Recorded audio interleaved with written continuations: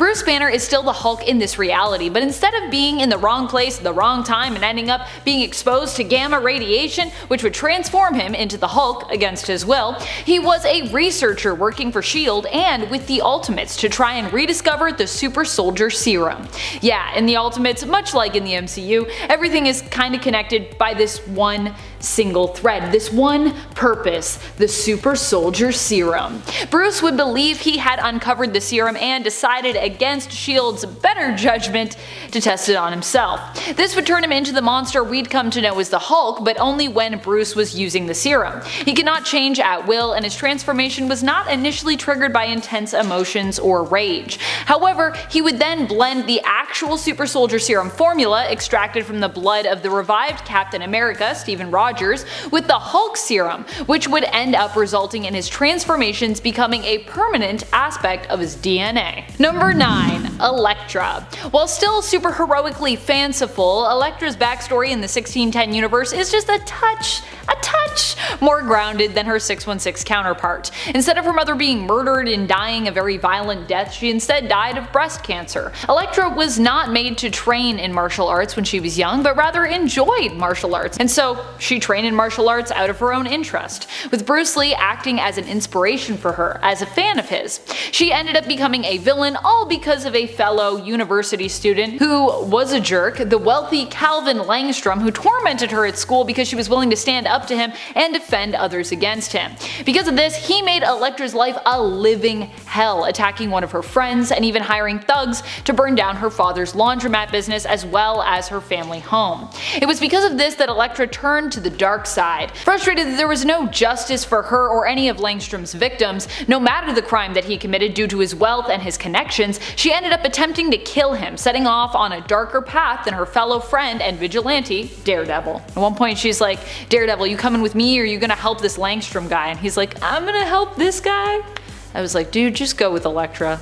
Electra's on like she's bad, but she's trying to be good, you know what I mean? I don't know, I love bad girls. I'm like, she bad, but she good.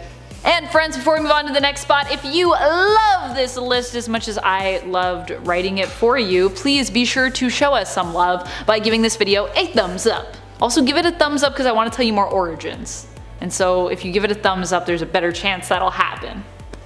Number 8. Hawkeye. Hawkeye is actually a lot more mysterious in the Ultimate Universe than the version we have from the main continuity comics. It's even been implied before that Clint Barton might not actually be Hawkeye's true name, but even an alias from the name he was given at birth. So mysterious. Instead of being someone who picked up his skills from swordsmen around the carnival circuit, Hawkeye was a former Olympic archer turned Black Ops agent who worked for S.H.I.E.L.D. The Earth 1610 story from Hawkeye more mirrors his MCU story, where he ends up settling down and having a family, but tragically in the Ultimate Universe, when the Ultimates are betrayed by fellow member Black Widow, Hawkeye's family is killed and he is kidnapped, tormented, and interrogated by Natasha's true allies. Don't worry though, he manages to escape. Thank goodness. With only his fingernails as weapons. That's how you know you're cool, if you can just fight with fingernails. I don't think I could ever do that, although mine are pretty sharp, so maybe. Number 7. Bucky Barnes. As opposed to being the camp's mascot like he was in the golden age of Marvel Comics, Bucky here was a young friend of Steve's who joined him on his journey in the military working as a press photographer. Makes sense. Bucky would not go missing before Steve, or actually go missing at all. Instead, it would be Steve who went MIA and was presumed dead, and Bucky who had to live with this and move on. Bucky Barnes would not become the Winter Soldier, but instead would live a relatively normal life, returning home and bonding with Roger's fiancée Gale. In fact, the two grew so close that they ended up in a romantic relationship, and Buck would marry Gale instead. By the time Steve returns from the ice, Barnes is now an old man. I like this reality where like Bucky just gets to grow up and like have a normal life. It's pretty cool. Number 6. Black Widow. In the reality of Earth 1610, Black Widow never truly reformed, but instead was a spy and villain the whole time. Gasp. It turned out that she was a double agent who was only pretending to serve the interests of the United States. While posing as one of their heroes, she was actually still loyal to Russia and the antagonistic team known as the Liberators, of which she was also secretly a member. Shh, don't tell anyone. Her goal was to destroy the Ultimates, and after winning over their trust and even becoming engaged to Iron Man, she betrayed the Ultimates and turned on them, revealing her true colors. Of course, She may have revealed those true colors a little too soon, as Iron Man easily apprehended her and turned her over to the authorities, but not before she could kill his butler Jarvis in cold blood. R.I.P. Jarvis. Number 5. Spider-Man. While Peter Parker's story was not too different from his 616 counterpart, he wouldn't end up being the only Spider-Man in the Earth of 1610, and in fact Peter would eventually leave the mantle, passing it on to someone in his place. Someone new and very different from our Earth 616 Spidey. Yep, we are talking about the beloved Miles Morales. Miles was introduced in the Ultimate Universe and became such a fan favorite that he ended up moving over to Earth 616. Even after the Ultimate line was ended. Miles' backstory was that he was a teenage kid who was bit by a genetically enhanced spider exposed to the Oz formula while he was visiting his criminal uncle Aaron Davis. Miles was your average, awkward, but lovable hero who happened to be a teenager caught in the middle somewhat of family drama, with his uncle being a criminal and his dad Jefferson drawn into crime alongside his brother Aaron, who ended up working in secret as Fury's eyes and ears in the criminal world, but then later decided to leave it all behind and become a police officer instead. Number 4. Valkyrie. Valkyrie had a very different story than our 616 counterpart. Instead of being an Asgardian inhabiting the body of Barbara Norris, who we know as Brunhilde, she was just Barbara Norris, a 19-year-old girl who was basically obsessed with superheroes, but who had no powers of her own. She was a big Thor fan, and so she kinda decided to imitate his look, dressing up like a scantily clad, sort of Norse goddess or warrior. Barbara did have some skills as a martial artist in training, but was not nearly as experienced as she claimed to be. She wouldn't receive powers until Loki tricked her and her team, the Defenders, into pledging loyalty to him in exchange for said powers. They did not know that Loki was Loki at the time. Valkyrie's gifted powers would grant her superhuman strength, durability, and would allow her to fly. Number 3. Iron Man. Iron Man's initial backstory, which got retconned into just being basically a weird anime show, was a lot different than his 616 counterpart. I know that technically this is no longer canon in terms of his backstory within the 1610 universe, as instead his initial origins was moved over to Earth 55921, but before that happened, before it was retconned away, it was canon in the 1610 universe, and I like to remind everyone of just how gloriously bizarre it was. So here we go. Orson Scott Card was the writer behind the series, a sci-fi writer who you might recognize the name of, as he is the author of many other acclaimed science fiction works such as Ender's Game, which if you are like me, you read Ender's Game in school and you were like, this book's actually pretty good. I don't know if that's what happened to you, but that was my story. I feel like that's actually maybe why I like sci-fi today. That might have been the beginning. Maybe. That and Stargate. The Ultimate Iron Man series, however, ended up being a little too out there for comic book fans in terms of what it offered when it came to shaking up Tony's origins. Shook it up a little too much. Tony here was a child who was altered while in his mother's womb by a lab accident. He ended up being born with neural tissue all over him, which made him extremely sensitive to the world around him, but also made him hyper intelligent. His father Howard would create a liquid suit to protect his son from the world he was so sensitive to, but this suit would have its drawbacks and would also make Tony appear blue. So there you go. Number 2. Nick Fury. Nick Fury was changed quite a bit in the Ultimate Universe. This is 616 Nick Fury, a former World War II soldier turned super spy whose life was saved by the Infinity Formula. This is 1610 Nick Fury, a former World War II soldier who worked alongside Wilson Fisk's grandfather and Wolverine at the time, but who was taken in by the US military and forcibly experimented on as part of Project Rebirth. In fact, this version of Nick Fury from the Ultimate Universe has an origin story that kind of echoes that of Isaiah Bradley of Earth 616, one of the first super soldiers. In fact, I believe his origins came out only a few years prior to this Origins, which was added in sort of later. 2008 we got it for Nick Fury, and I think for Isaiah we got it like, I want to say 2003? 1610 Nick Fury would be altered by the serum he was given, which of course was the Super Soldier Serum, but he would use his enhanced strength and abilities to help his fellow prisoners escape. This version of Fury was also modeled after Samuel L. Jackson, who would later end up being promised a part in potential future films, in order to help make amends after Jackson noticed that Marvel had basically used his likeness in the Ultimate Universe without asking him first. But don't worry, it all worked out. No one got really mad, I don't think, about it, so yay. Number 1, Black Knight. Dane Whitman has such a random story in the Ultimate Universe. In the main continuity, he is a more medieval feeling hero who fights with an ancient cursed sword that causes him to kinda lose sanity and become more rabid almost each time he uses it. In the Ultimate Universe, he became more machine than man. Originally, he was a man who served in the military but became a quadriplegic after saving his fellow soldiers in battle. He would then become more of a mech with a human mind, but was considered too insane to actually be used for the team that he'd been recruited on, the West Coast Ultimates. As a result, he spent much of his life inside a stasis tube until he was intended to be used as a weapon against the Ultimates during the events of Earth's 1610 Civil War story. Such a random story. What does this have to do with Black Knight at all? Number 10, Steel Corpse from Age of X. Iron Man is now a household name thanks largely to the MCU.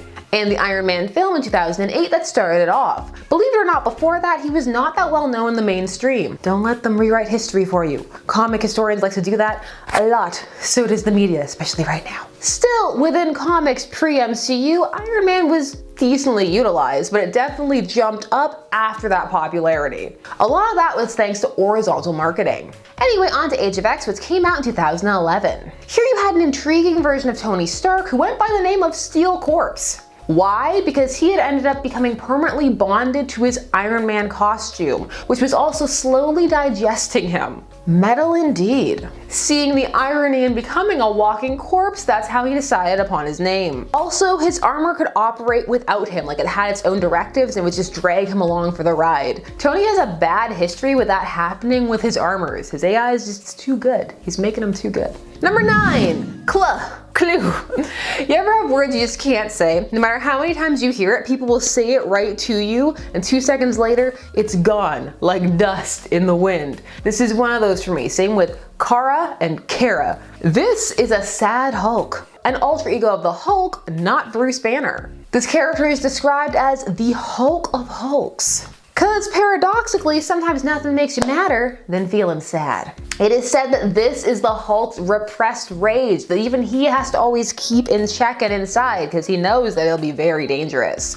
However, during the Axis storyline event, this alter ego broke free. And because Axis was all about heroes having the alternate moralities, well, this character went on a rampage and was more dangerous than the Hulk ever had been. So you know that means they racked up quite the body count because the Hulk has killed hundreds. I don't care what Marvel says. We've seen the towns destroyed. This character has a more streamlined Doomsday-esque design. It's pretty cool. Number 8, Hawkeye from Old Man Logan. Why hello again, Old Man Logan. We meet again. Not for the last time, I'm sure. Hawkeye is a main character for a decent portion of this story. He fulfills the role of cool side character. This Hawkeye is blind but still able to see in a way that is reminiscent of the Daredevil. He also has a ponytail, and you know you feel cool if you're rocking a ponytail. Hawkeye managed to survive all those years in that supervillain controlled America. That is until he teamed up with Wolverine, aka Logan. Don't do it, it's a bad life choice. If you want a cool archery style road trip companion, then Old Man Hawkeye is for you.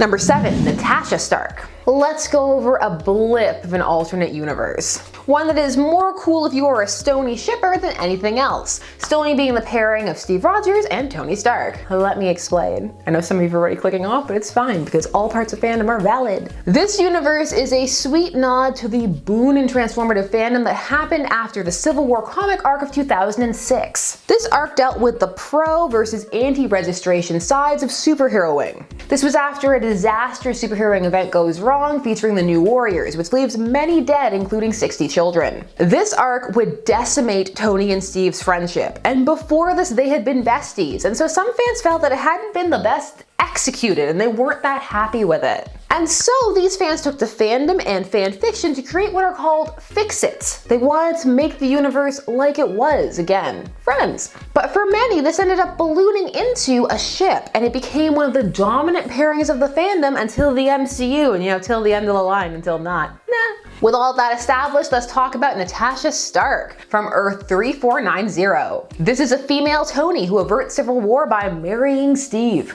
Oh yes, because their feelings tended that way already, and the only difference was that Tony was a woman in this universe. Okay, sure Jan, I see you. Again, this was a blip, but for many shippers, aha! I knew it moment. Whenever a part of your fandom is acknowledged in a fun way, it's always a good day. Fandom positivity is pretty cool. Number 6, Dargo Ktor. Do you like Conan? Do you like Commandi? Well then get ready for the Thor of Earth 10280. He is the last champion of Midgard, and he is living the most metal life, fighting Loki, who in this universe is a techno-sorcerer, which, I mean, how cool does that sound? Now, he was a character who became Thor by wielding the hammer, which has happened multiple times throughout Thor's history. People become new Thors. Not that I would call myself that if my name was Dargo Ktor. Is that a Farscape nod? Probably not, but I like to pretend it is because I make my own fun and connections. This costume is great. The spikes and somehow the extension of the wings on the helmet make them cool. He looks like he's heading a heavy metal band. Number 5, Super Soldier. When it comes to amalgam universes and characters, you've got choices, but we're gonna go with the original, the classic that fused characters from DC and Marvel together, and the imprint was actually called Amalgam Comics. They made a little one for a year to publish these. This happened after a series of lead-up versus fights. The characters would find themselves smooshed together. One of these fusions was Super Soldier, the combination of Superman and Captain America. The name's a bit on the nose, but what's he gonna do? This character debuted in 1996. Again, as I said in my Batman crossovers vid, the 90s loved a good crossover. So here in this universe, the Super Soldier serum was derived from DNA taken from a dead alien, because why not? What else are you gonna do with a dead alien? They gave this formula along with solar radiation to a young Clark Kent, who then developed abilities because of it and became a super soldier. So there's not much Steve Rogers in the name, but there's some in the backstory. Not all fusions are seamless. It's an odd world when you fuse better years later with Doctor Strange. But this fusion is iconic, and it's a symbol of more cordial times between the American Big Two. Number 4, Mainframe from the MC2. The MC2 is a fondly remembered alternate universe wherein the boom of superheroes happened 15 years before it actually did in the Marvel 616 universe. So kind of like creating a golden age for Marvel so that they could have legacy characters, because that's what this comic focused on, the next generation of characters, something that DC already specialized in at that time. You see how companies feel about legacy characters is always changing and shifting. Sometimes they're great and sometimes they're awful. Mainframe is the MC2 version of Vision. He is an android patterned off the brain patterns of Memory Stark. So he has the backstory of Ultron and Age of Avengers. Mainframe is able to manifest in Iron Man's armor and hop from suit to suit, and also to satellite. He tried to make himself the de facto leader of the Avengers right out the gate. The Avengers at first were not aware that he was an AI, but when they found out, they actually still remained his friend and helped him out with all the stuff that he needed, because being nice to AIs means that they don't go crazy and take over the world. Life lesson. Number 3, Capwolf. Yes, I'm serious, Capwolf. Capwolf is a bit of a joke. In fact, the arc that he first debuts in is meant to be a slight tongue-in-cheek reference parody of an other story arc that was going on, but that fell flat, not only for modern readers, but for readers at the time. In fact, it had to be explained, and that's never a good sign. Capwolf is what it sounds like. Captain America as a werewolf. And as silly as it is, it's also awesome. And it would be reused years later whenever they need to do like a creature feature. We need Frankencastle, we need Capwolf, we need somebody to be a vampire. We got choices. Something about a wolf parading around in Cap's costume with his shield is just, it's fun. It's a fun time. Especially if you just want to go with it. So if you like just going with it, this alternate version may be for you. Number 2, Weapon Hex. Here we meet another fusion character, this one from Warp World, which we've talked about many times on this channel, but if you're new here, here are the cliff notes. Gamora, wielding the Infinity Gauntlet, took the souls from the Marvel Universe, put them inside the Soul Gem, and then folded it in half so that all of those souls were then fused together. This created a fusion of X-23, Laura Kinney, and the Scarlet Witch, Wanda Maximoff. Here we're looking at a baby being born through experimentation to be the ultimate weapon, but this time instead of it being through science, we're looking at it being through magic and the occult, which of course means there was also some prophecy involved. The result? A really cool fusion, where you've got hex lines all over her body, etc. Think that arc in Teen Titans, the animated series from 2003, where she had like the markings. It's a cool look. And it works surprisingly well as a backstory combo too. See? Magic and science. Thor was right. We found a world where they're one and the same. And number 1, Black Widow from the MCU. We're going to talk about Black Widow for our number 1, but really some would substitute many of the other characters in the MCU for this spot. The Marvel Cinematic Universe has become so large at this point that it just has its own fans and its own continuity that can operate, and for some does operate, entirely independently of comic canon, which is both a good and a bad thing, just like all things. For some, it made the characters more accessible and relatable. This is due to many's preference for a purely visual medium, because comics is also partially visual but also textural. There's, you know, layers. Black Widow emerged for some as a fan favorite. This was because they felt she was fully fleshed out, integral, and had many stories to tell. Some felt that she was underused, as was her potential in this universe. For some, the combination of medium and portrayal made her cooler than the original comic book version. As always, mileage varies, and some will prefer the MCU, some will prefer the comics, and some will enjoy both, or not like both. Different strokes. Starting us off in at number 10, Super Soldier. We're starting off our list with a number that would be an awesome addition to the Avengers roster, but would feasibly never manage to even be considered for the team in the regular 616 universe. That's because he's an amalgamation of Steve Rogers and Superman. This is Super Soldier, a product of the combined DC Marvel Amalgam universe in which various characters from each publisher were merged together to create new individuals. It's a neat concept, and it gave us a lot of interesting characters. Naturally, it makes sense that Captain America and Superman would make a great match for each other, with the hero gaining his abilities thanks to the Super Soldier formula, which was created thanks to cellular samples from an alien corpse. Little less of an inspiring superhero origin story, isn't it? He can do everything that Cap and Supes can do, so needless to say, that's impressive. But damned if DC would ever let him join a 616 Avengers team. Up next, number 9, Hawkeye 2099. A 2099 version of Hawkeye appeared in Secret Wars, and he's really dope. So 2099 is a Marvel Comics imprint that initially began being published in 1992 as one possible future in the Marvel Universe. It's meant to take place 100 years in the future, and was initially titled Marvel 2093, which clearly was a little less catchy. Anyway, this Hawkeye shows up in Secret Wars 2019 issue 1 from 2015 as part of Alchemex's Avengers team.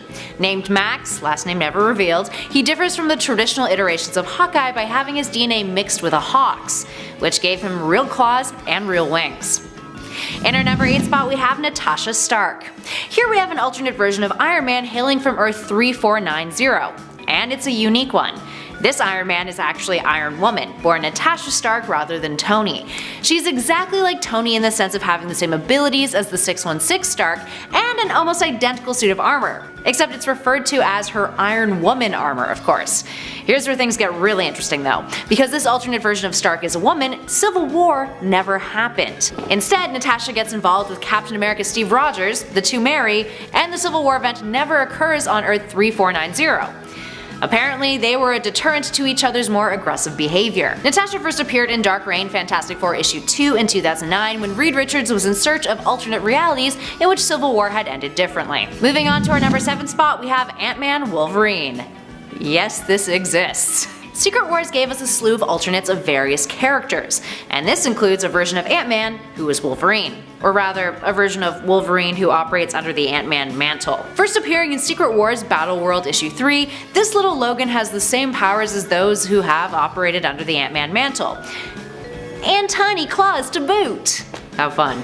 This Ant-Man Wolverine was one of many alternate versions of Wolverine who were brought together in an attempt to fight a pacifist version of Wolverine, aka Monk, by Mojo.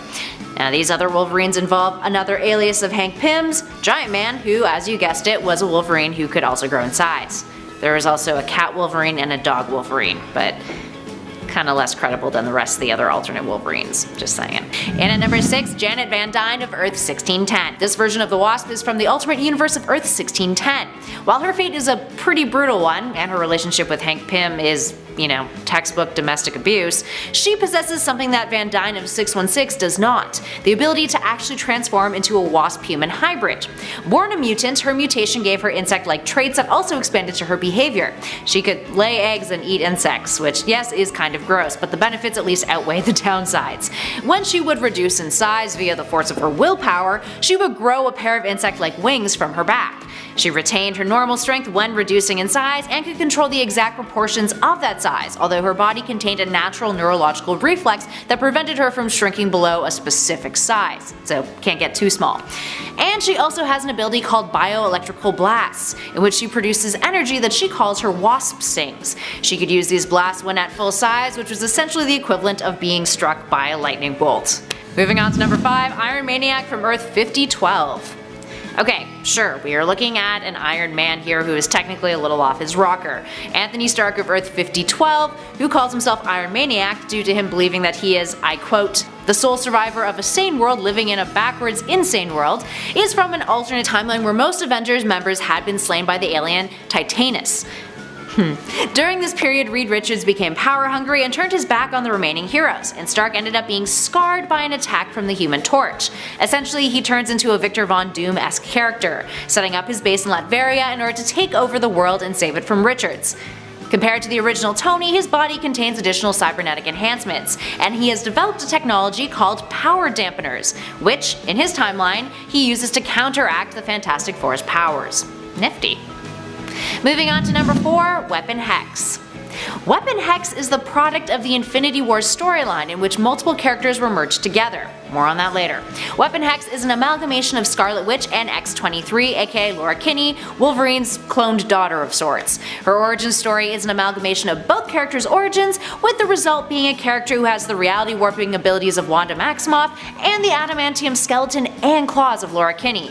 Essentially, she is Scarlet Witch with a defensive and melee upgrade, mixed with a dose of X-23's inherent trauma from being the literal creation of an experiment. Regardless though, she's pretty kick-ass. And at number 3, Storm Thor from Earth 904. That rhymes. This alternate version of Thor is one in which Storm becomes the goddess of thunder. This occurred in an issue of Marvel's hypothetical series What If in Volume 2, Issue 12 from 1990, within a story titled What If the X-Men Had Stayed in Asgard. The story follows an instance in which the X-Men and New Mutants found themselves in Asgard, if the title didn't give that away already, with some of the mutants returning to Earth and others staying put. This led to a new age of X-Men on our home planet and a bunch of different X-Men members, the likes of Rogue, Nightcrawler, Mirage, Sunspot, and Cypher adopting an Asgardian way of life. Storm ended up becoming the new god of thunder due to Thor being trapped in the form of a Midgard frog. When Hela and Karnilla conspired to steal Storm's soul, Storm bested them, and Thor was released because of it. Thor renounced the throne, opting to go live on Earth instead, and gave it to Storm, who became the Queen of Asgard, since Odin had died. She also had her own hammer to wield called the Stormbringer. And hey, having a kick-ass version of Storm replace Thor on the Avengers? I mean, count us in, that's pretty cool. Moving on to number 2, Maestro Hulk. Hailing from the dystopian future of Earth 9200, Maestro Hulk is an alternate version of the Hulk who is a horrible tyrant. He first appeared in the 1992 story The Incredible Hulk Future Imperfect issue 1. Now, despite him being literally insane and a complete obsessive sadist, he is a version of the Hulk who is a more experienced and stronger version than the regular 616 Hulk. The 6161 was ultimately able to best Maestro, and thus implying that Maestro's demise was actually the catalyst event that created the Hulk in the first place. There's a whole time displacement thing that happened. That being said, let's play a game of hypotheticals here, as if we weren't already in this list. If Maestro was actually a good guy instead, he would be a massive asset to the Avengers team. He's got all the benefits of being the Hulk, the super strength, speed, stamina, durability, the regenerative healing factor, capable of absorbing and resisting radiation, resistance to mind control, all that fun stuff, while maintaining his genius level intellect in this form. And he's immortal. He's like an upgraded, although still kind of mad version of the Hulk, and hey, that's pretty cool. And last but not least, in our number 1 spot, Soldier Supreme. Soldier Supreme is one of the more recently created alternates on our list. He is an amalgamation of Captain America and Doctor Strange, a product of that Infinity War storyline. Now that storyline involves Gamora using the Infinity Gems to fold reality in half and create something called Warp World. This merged many characters into one, with Steve Rogers and Stephen Strange becoming Steven Rogers. Their origin stories were merged, their powers were merged, and so were their aesthetics. This results in a version of Captain America who can do all of the things that Doctor Strange can do. In other words, Cap got a serious upgrade. Imagine having a Captain America who is basically a Sorcerer Supreme, or I guess Soldier Supreme, on the Avengers. Yeah, that's pretty cool.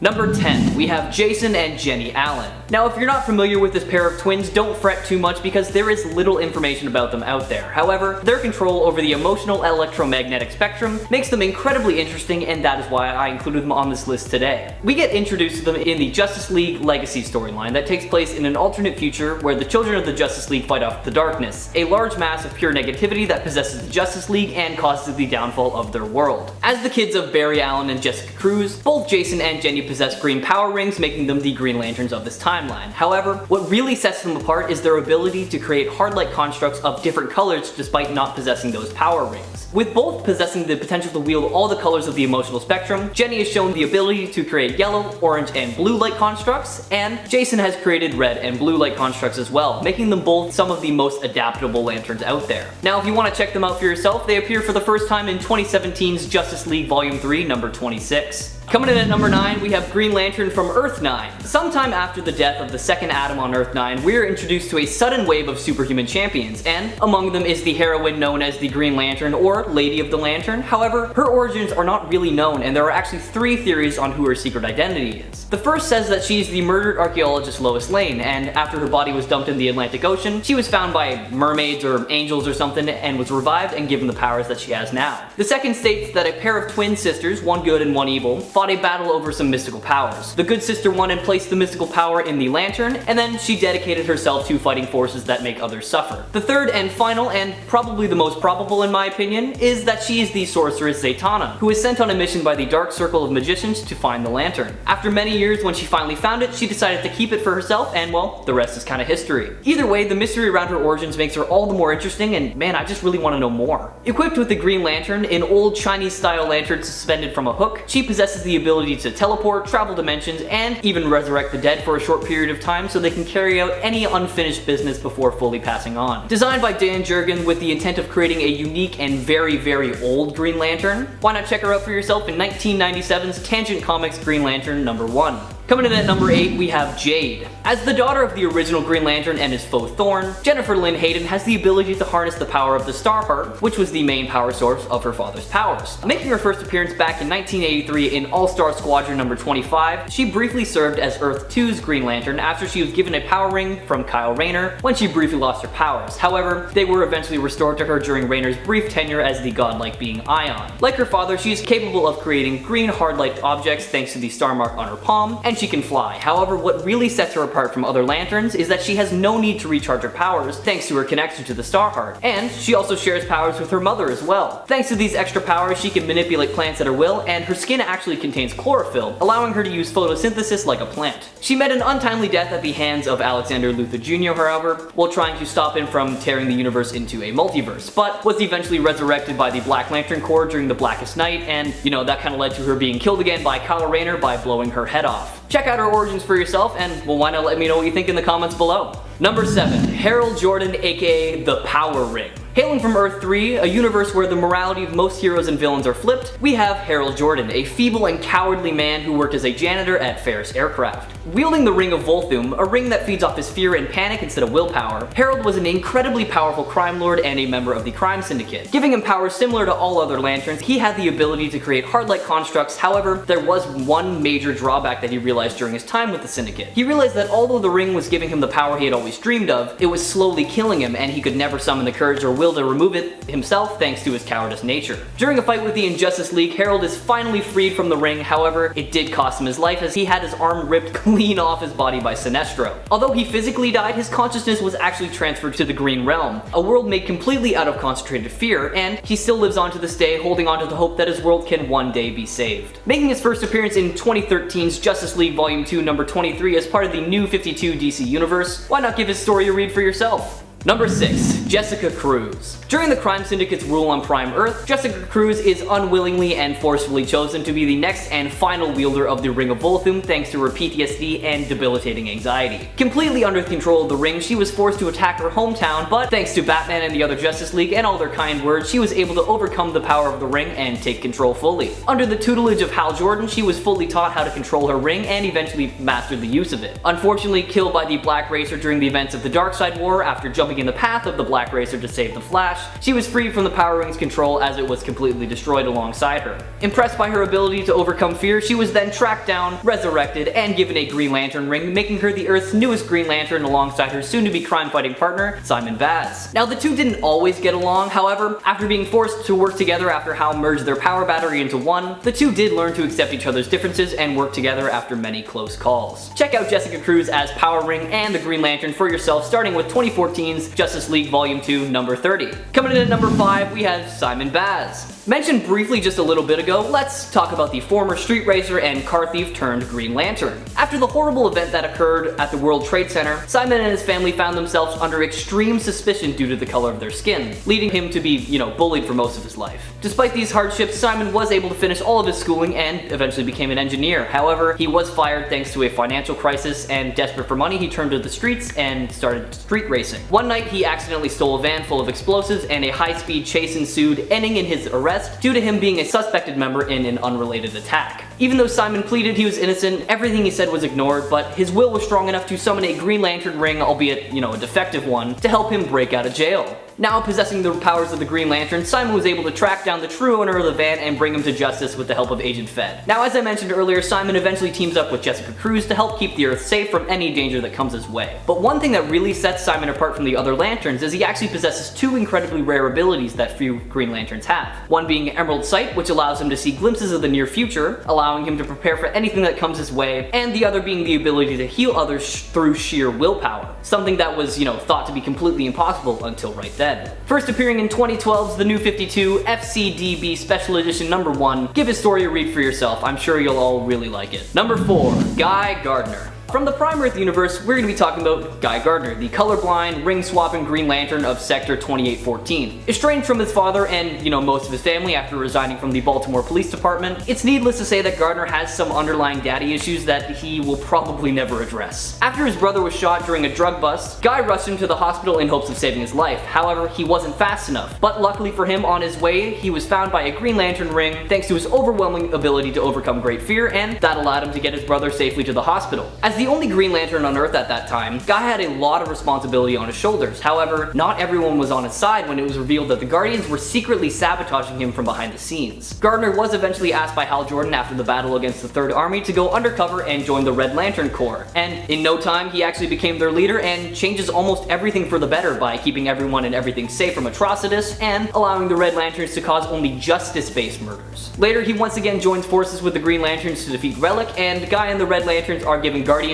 over Sector 2814 alongside Simon Baz. Check out his New 52 appearance in 2011's Green Lantern Corps Volume 3 number 1, or if you want to see him in his very first appearance, take a look at 1968's Green Lantern Volume 2 number 59. Number 3, Kyle Rayner. Another Prime Earth inhabitant, Kyle Rayner is the 4th human Green Lantern and one of the most powerful to ever exist, having also been a White Lantern and a host of Parallax and Ion. In addition to his green power ring, Rayner was actually chosen to wield the other 6 rings of the emotional electromagnetic spectrum, making him the hybrid lantern for quite some time, before he was overwhelmed by the sheer power and all his rings, aside from his green and orange ones, were destroyed. During the rise of the Third Army, we see Kyle prepare for a fight with the Guardians of the Universe, and he sets out to master the powers of all the other rings, beginning with the Red of Rage. Later during the events of Lights Out, we see him wield the sheer power of the White Light to protect himself against the Relic. However, this did cause the release of the Relic. After an insane journey and a battle with Relic alongside the other lanterns of every single color, Rayner is able to pull the beast through the source wall, causing them to both disappear, until it was confirmed that Relic transformed into a part of the wall. Thought to be dead, the other lanterns returned to their homes, but the Guardians stuck around to see Kyle emerge from the wall, and after learning how, it all works and where their energy supply comes from, the Guardians decide that the information he knows is much too vital and that Kyle's survival has to be kept a secret. Now, obviously there is so much more to Kyle Rayner's story, seeing that he made his first appearance back in 1994's Green Lantern Volume 3 number 48, so I highly recommend you read it for yourself, or maybe start with his New 52 appearance in 2011's Green Lantern New Guardians number 1 if you're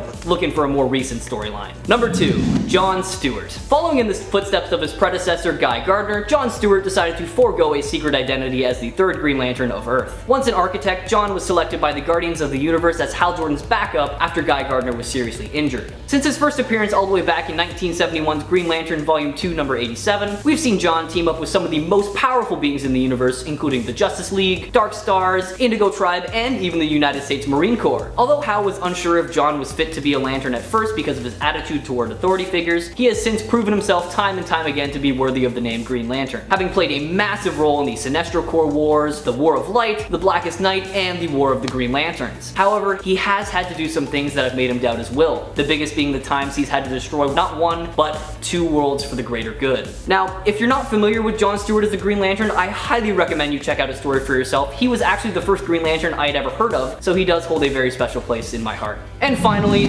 number 1, we have Hal Jordan. Definitely the most well-known version of the Green Lantern, and the most deserving of the number 1 spot in my eyes. Hal Jordan is the first human to ever become a member of the Green Lantern Corps, and has been regarded on multiple occasions as the greatest Green Lantern of all time. For your sake, I won't go too deep into his backstory and all his accomplishments because we could be here for literal days, but I'll do my best to give you the highlights. Before becoming the Green Lantern, Hal was an Air Force pilot and was chosen by a green power ring for his ability to overcome great fear, you know, like all the other Green Lanterns out there, which led him to becoming the Galactic Police Officer of Sector 2814. As one of the founding members of the Justice League, we've seen him take on the likes of pretty much every major villain in the DC Comics universe. One of Hal's most defining moments as a Lantern, and honestly one of my favorite moments in comic book history, was during the Blackest Night, when Hal became the White Lantern. After Necron separates Sinestro from the entity, Hal actually bonds with it and uses its power to transform the resurrected heroes into White Lanterns, dubbing them the White Lantern Corps, and they defeat Necron by reviving the Black Hand, severing Necron's link to the living plane. Basically, he became one of the most powerful beings in the universe and completely annihilated darkness itself. If you want to hear more about Hal Jordan, you know, his origins and all his adventures, please let me know in the comments below, and maybe we'll dedicate an entire video to him. But in the meantime, why not read all about him for yourself, starting with 1959's Showcase number 22. Number 10, Spider-Punk.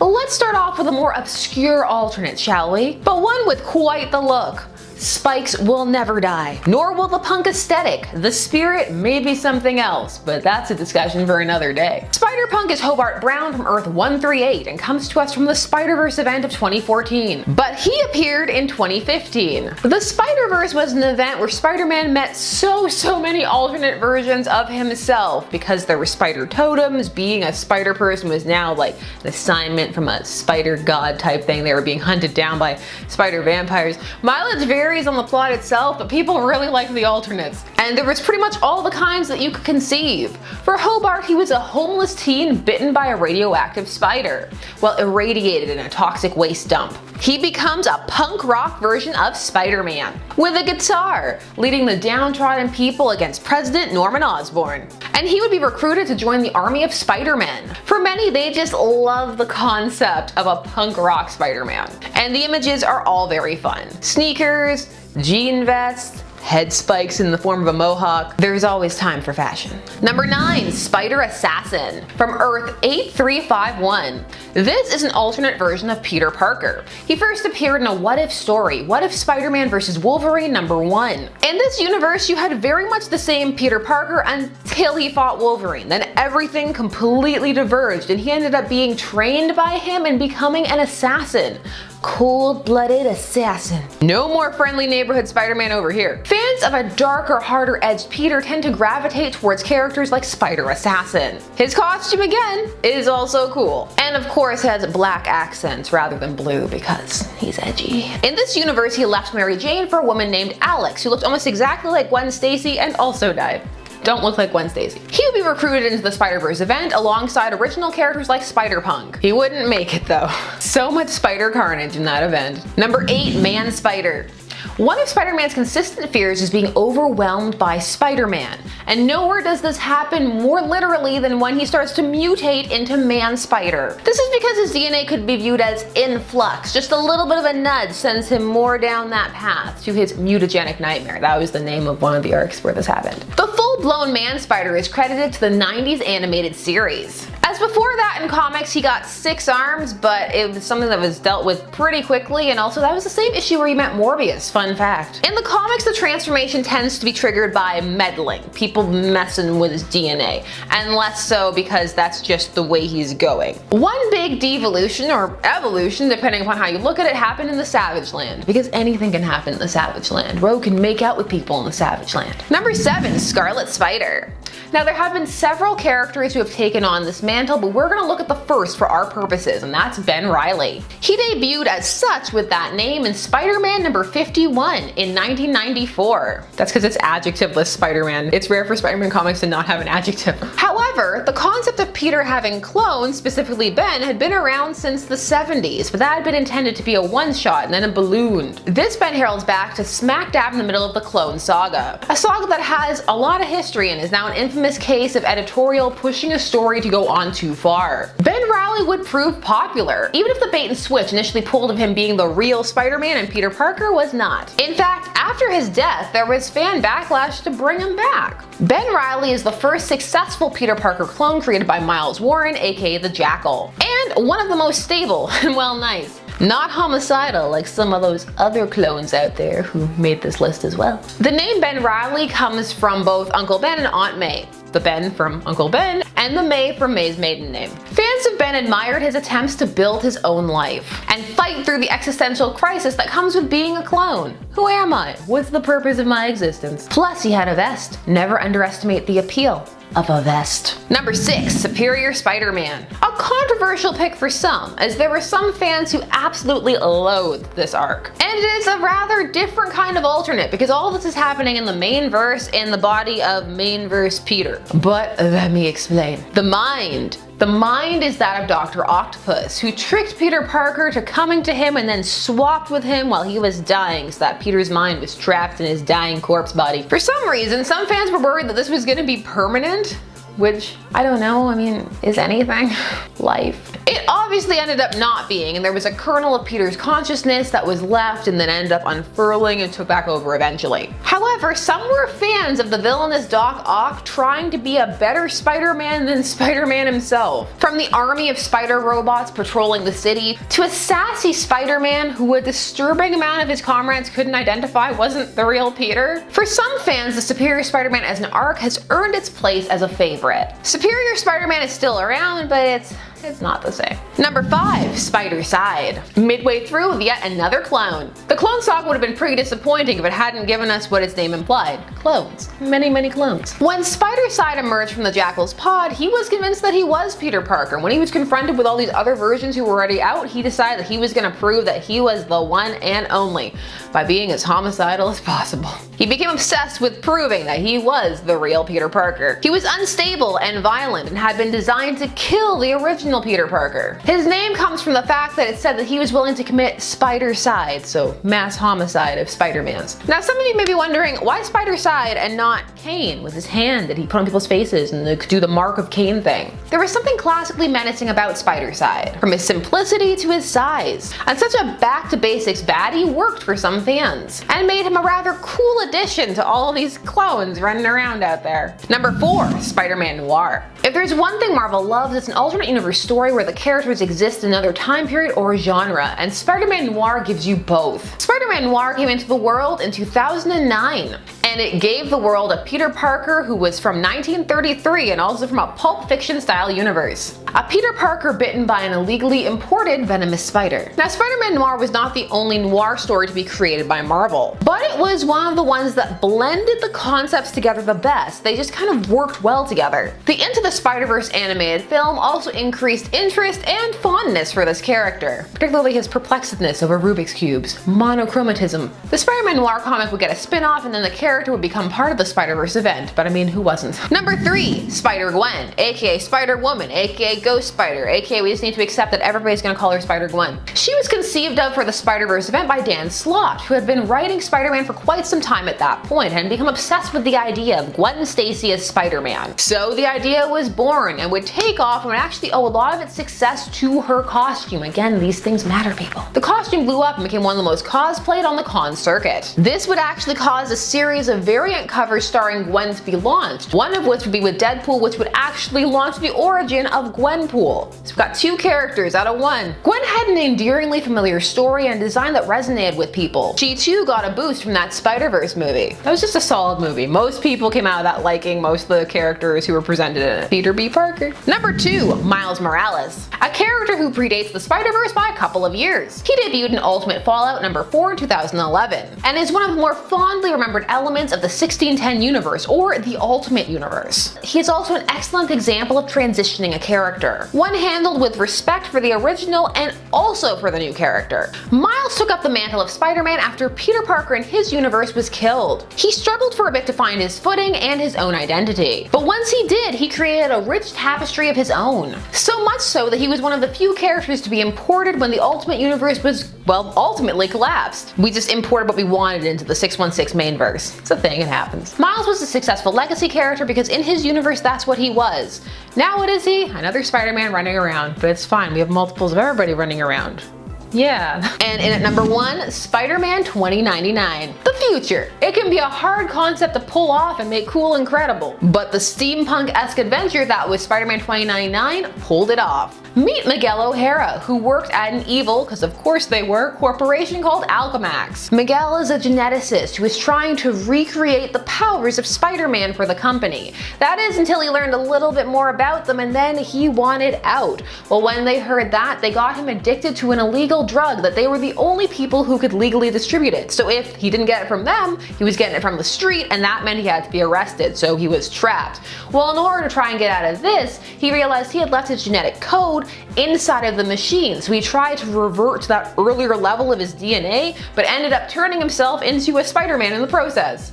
Yes. Spider-Man 2099 was one of the more fully fleshed out of the 2099 pantheon, and certainly one of the better remembered. Plus, as always, I've said it so many times on this video, but it's still true, costume is iconic. Also has the original colors that the person who pitched the Venom suit wanted, so that's another fun fact. In at number 10, Marvel Mangaverse. The Marvel Mangaverse is incredibly cool. Set on Earth 2301, it came to be when the Light Giver, a living energy force, created sentient life in the universe. Now in this reality, things for mutants and the X-Men are a tad different. Rather than Charles Xavier being responsible for forming the X-Men, Logan is. His claws are different too. He's got one set of claws on his left hand shaped like katanas and presumably made of adamantium, while on his right hand the claws are made of red energy, similar to Cyclops' optic beams. They kind of look like lightsabers.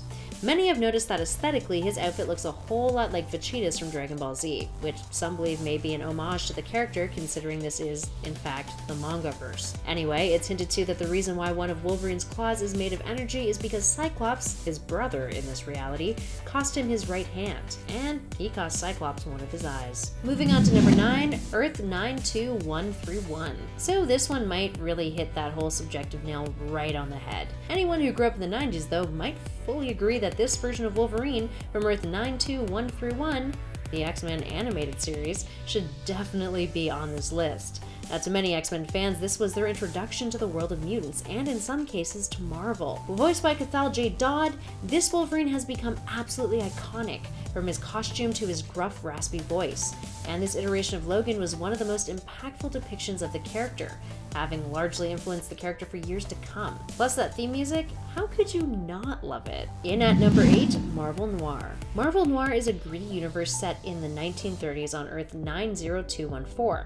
Note that there are 2 alternates of Wolverine in the Marvel Noir universe, thanks to a continuity error that's never actually been revised. We're going to talk about both though, who are kind of one and the same but also different.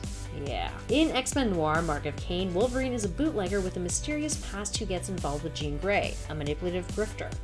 He scratched out and scarred Cyclops' left eye, and he spends most of his time drunk.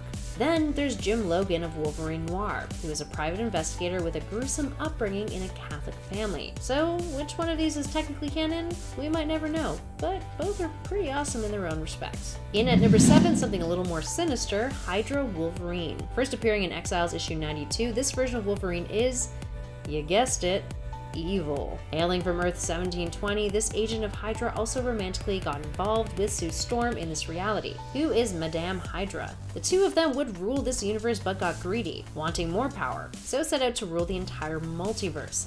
They would hop around conquering different Earths until an alternate version of Kitty Pryde picked up on what they were doing and pursued them. This version of Logan met his untimely end though, and was killed by his own claws. Ouch. In at 6, Ultimate Wolverine. From the 1610 universe, James Lucky Jim Howlett has the same abilities as his 616 counterpart, and initially, rather than joining up wholeheartedly with the X-Men, he actually followed Magneto. He worked as a double agent with the intention of killing Charles Xavier. But then, he fell in love with Jean Grey, which caused him to switch sides and rebel against Magneto. He is a darker, more cynical, and violent version of Logan, much more morally ambiguous than his 616 counterpart, kinda like the other alternates in the 1610 Ultimate Universe. His journey with the X-Men of this Earth actually leads him down a positive path though, with him gradually regaining his humanity as the series moved forward. In at 5, General James Howlett. General James Howlett from Earth 12025 is the Governor General of the Dominion of Canada. Yeah. And the Viceroy of Her Majesty's expedition to Shangri-La. He's got gold claws. That's the color of the adamantium on his skeleton, which was a gift from Hercules. Now, some of you might actually know him better as the gay Wolverine. This is the version of Logan who is romantically entangled with Hercules, with the two of them becoming known as this Earth's greatest heroes. They kept their relationship hidden from everyone, including Hercules' father, Zeus. Because, you can't get it on with mortals. Hopefully Zeus just wasn't homophobic. When Zeus did find out, he banished them to Tartarus, where they were forced to fight damned souls for 4 years together, non-stop. Eventually, Howlett would be abducted by Xavier, who was an evil alternate of Charles Xavier, who planned to use him to be a mutant power source. Luckily, Howlett would escape alongside the 616 Cyclops and joined up with a group of multi-dimensional X-Men, known as the Extreme X-Men. But fret not though, Hercules and Howlett would be reunited and work together yet again. Up next at 4, Mr. Murder Hands. Oh, come on, with a name like that, how could you not love him? Mr. Murder Hands first appeared in Spider-Gwen issue 20. He is a brutal bounty hunter who wears a cowboy hat and is all about getting his mark. He's also an agent of S.H.I.E.L.D. to boot. While not much is known about him in comparison to some of the other alternates on our list, it is rumored that he once was a samurai who was cursed to walk the earth for every life he ended. Yikes. And at number 3, Age of Apocalypse. Hailing from Earth 295, better known as the Age of Apocalypse timeline, this Wolverine is referred to as Weapon X. Like some of our other variants on this list, he's lost one of his hands thanks to Cyclops. Except, there's no laser claw replacement here. Instead, he just uses the claws on his other hand. He's also married to Jean Grey in this reality. Yay! In later stories in this timeline, he would become Weapon Omega, a self-proclaimed heir of Apocalypse who was augmented by Celestials, becoming a villainous force that would eventually have to be stopped by Jean Grey herself. Up next, number 2, Old Man Logan. Old Man Logan is James Howlett of Earth 807128 from the Old Man Logan series. Now his story begins on a fateful night when there was a supervillain uprising, in which all the villains took down all of the heroes. Mysterio was forced to create an illusion, making Logan believe that the X-Mansion was filled with supervillains. Logan went on a rampage, killed all of them, and when the illusion was lifted, realized that he had slaughtered his fellow X-Men. He ran into the woods, stricken with grief.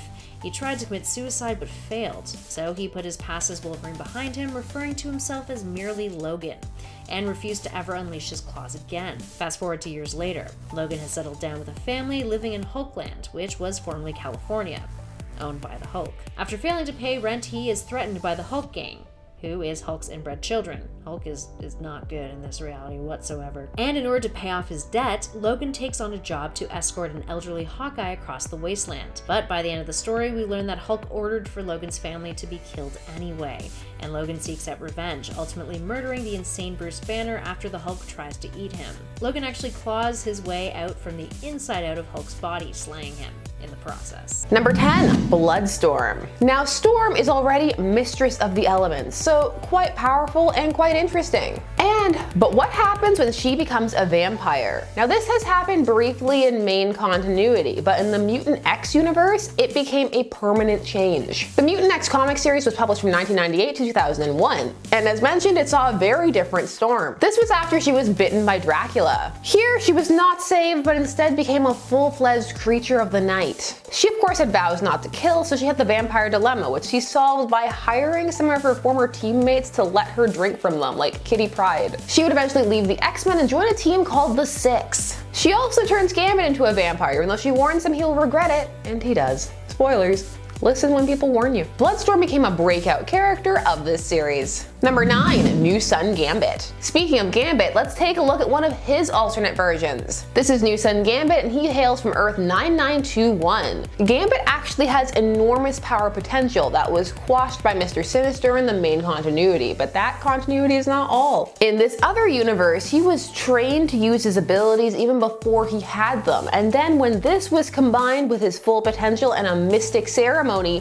he became something else altogether. The only thing is, the awakening of all these abilities would create a shockwave that would destroy his Earth, forcing him to travel around, and of course he ended up on the 616 Earth, where he ended up befriending Gambit and trying to help him along his way, but didn't tell him who he was. It was after his reveal and Gambit's subsequent disgust that he changed his name to New Sun. Some fans like seeing the full unleashed potential on display of Gambit. Number 8, Basilisk. Not all alternate versions that people like have happy outcomes. Case in point, Basilisk from Earth 11326, an Earth also known as Age of X. Here, Cyclops was incarcerated in a mutants-only facility after the manifestation of his powers as a teenager killed several people, including his parents. He captured the attention of the prison warden Arcade because of his power set, so he made him this very special mask. It looks a lot like the Skull mask from Persona 5, and it's something that people like about this character. In fact, for many, it's what makes him cooler. It is a very menacing-looking mask. Now, a lot of this universe had to do with Legion, one of its personalities, and manifesting another world. So for some, it was just a cool concept in general. The mask looked great. Loved the mask. Number 7, Soldier Supreme. Here we have an amalgamated character from Warp World.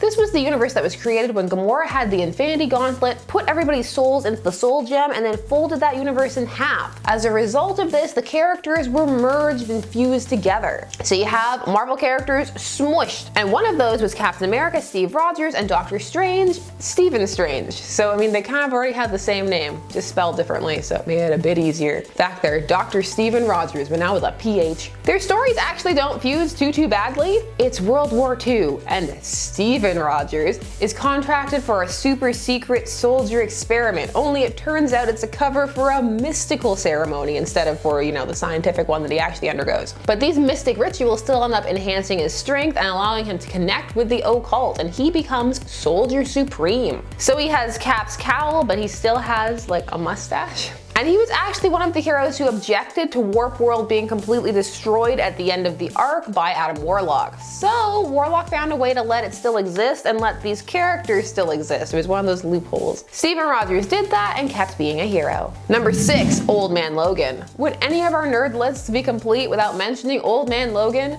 Yes they would, but it just keeps coming up. It's a staple here on Top 10 Nerd. Well, this story is one of the most popular alternate universe stories out there, and it has a famously gross confrontation between the Hulk and Wolverine, or Logan, because he's not Wolverine anymore in this story. Here we have a grizzled old man Logan fighting his way across a supervillain-controlled America, trying to keep his claws sheathed after what he did, which, spoilers, was somehow managing to kill most of the X-Men. This was because he fell for an illusion created by Mysterio. This is a must-read for many fans and a fave Wolverine story for others. Number 5, X-Apes. The X-Men are monkeys, or rather apes. This, funnily enough, spawned off of the Marvel Zombies universe and event. Basically, they're trying anything. That event was just so popular. This did not turn out to be quite the hit that was, but I mean, few things can. But this universe still has its fans. Actually, everybody in this universe are apes or monkeys or animals of some kind. So really, if you enjoy this concept, it's just the whole universe, and you have people like the Ape Avengers and Dr. Octopus. It's made for a certain type of pun-loving individual. It's a bit niche, but for some it sparks joy. Number 4, Which Breed? For this we have to go for Neil Gaiman of Sandman fame's 1602 Marvel Comics contribution. It is also an alternate universe story. In this universe, the Marvel universe is all happening by Elizabethan times, 1602. There, mutants exist, but they are known as Witch Breed. This is because they are thought to be the spawn of demons or witches. Or both.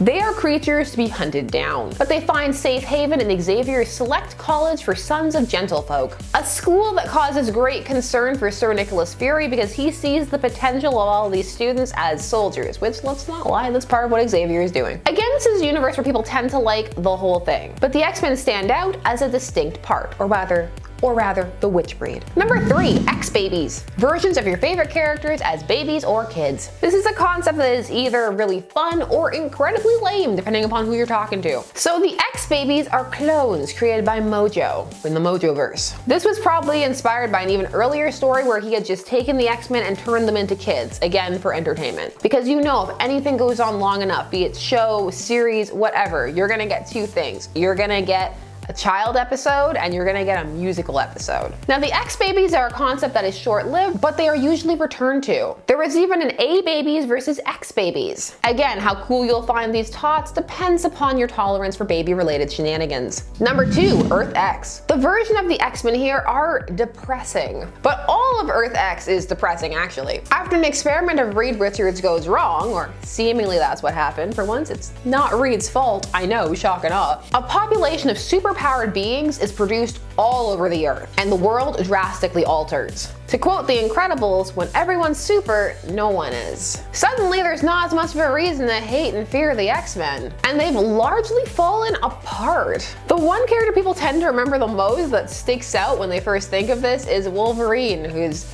got a beer gut and is married to Jean Grey, except it's not Jean, it's Madeline Pryor, but he keeps calling her Jean, and it's just sad.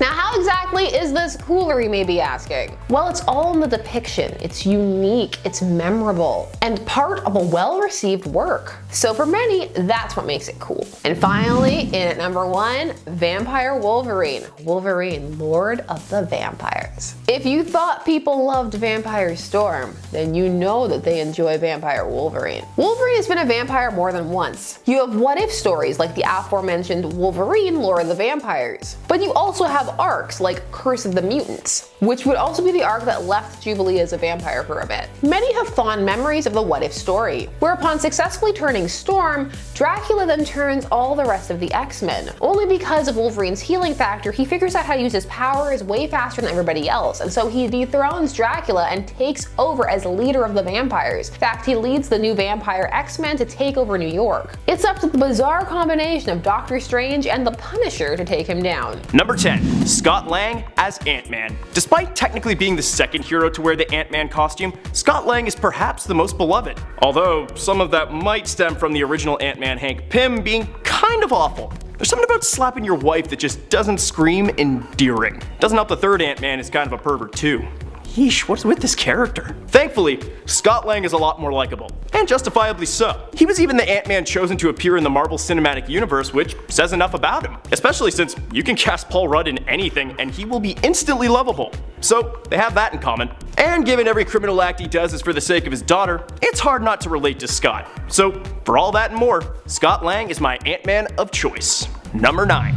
Dream of the Endless, Sandman. Admittedly, this version of the Sandman is not a conventional superhero, but Neil Gaiman's run of the character is well regarded as one of the most essential comics that everybody must read. The Sandman is a dark fantasy story centering around the Sandman, who also goes by the names Morpheus, Oneros, and many others. After being taken prisoner for 70 years, he escapes and exacts vengeance upon his captors. Combining aspects of horror and fantasy, we see Morpheus travel between his kingdom, the dreaming, and the waking world, the world humankind inhabits. And while the comic does take place in the DC universe, very few appearances are made by other DC characters.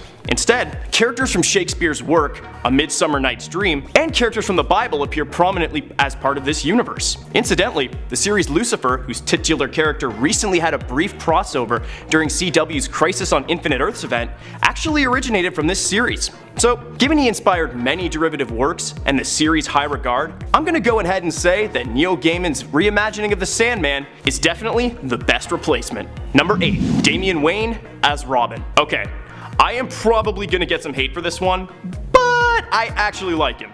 Hear me out. Yes, Damian Wayne starts off as a complete annoyance. He's smug, he's obnoxious, he's everything you hate about overconfident kids. But here's the thing, you're not supposed to like him. He's supposed to irritate you. He's supposed to make you mad. That way, when his character develops and grows, you can actually see the journey that his character went on. And I feel that Damian Wayne has done that. Plus, with Stuart Allen's excellent portrayal of him in the DC animated movie universe, I'd say the character is definitely becoming a lot more fun to see. A good actor can really bring out the best in the worst characters. While I may not like who he was at the start, I definitely feel he's more than worthy of fighting alongside Batman. So, here's to a skilled, albeit arrogant, Robin. Number 7.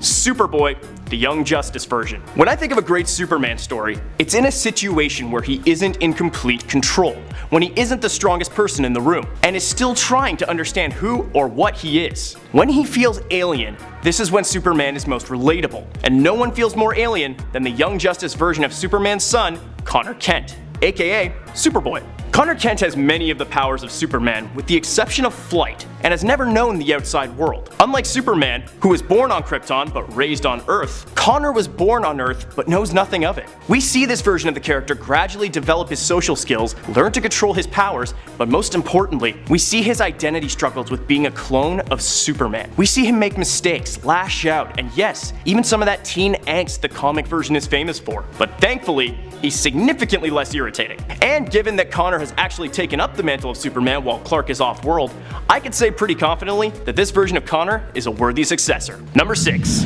Barry Allen as the Flash.